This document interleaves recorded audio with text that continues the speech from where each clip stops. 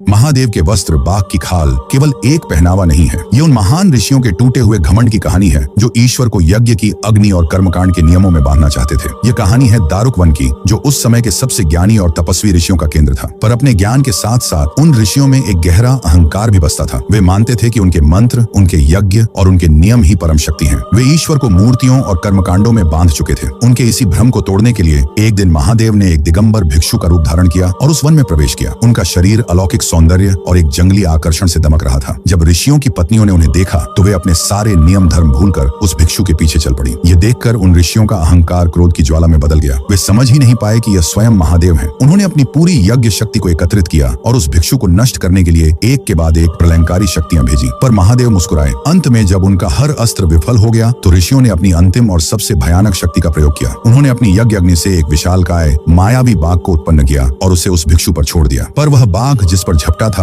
वह कोई साधारण भिक्षु नहीं बल्कि स्वयं पशुपतिनाथ थे, पशुओं के स्वामी। महादेव ने उस बाघ को खेल खेल में वश में कर लिया और अपने नाखून के एक ही स्पर्श से उसकी खाल उतारकर उसे अपने वस्त्र की तरह धारण कर लिया। वह बाघ केवल एक पशु नहीं था, वह उन ऋषियों के अहंकार, उनकी अनियंत्रित इच्छाओं और उनकी कच्ची पाशविक शक्ति का प्रतीक था। उस खाल को पहनकर महादेव ने यह घोषणा कर दी कि वे केवल देवताओं के ही नहीं बल्कि हर उस प्राकृतिक और पाशविक शक्ति के भी स्वामी हैं जिसे मनुष्य नियंत्रित करने का दम्भ भरता है। यह वस्त्र हमें याद दिलाता है कि सच्ची शक्ति बाहरी आडंबरों में नहीं बल्कि अपने भीतर की पशु वृत्तियों जैसे अहंकार और क्रोध को वश में करने में है। उस दिगंबर महादेव के सम्मान में जो अहंकार को भी अपना वस्त्र बना लेते हैं, कमेंट्स में जय पशुपतिनाथ महादेव अवश्य लिखें।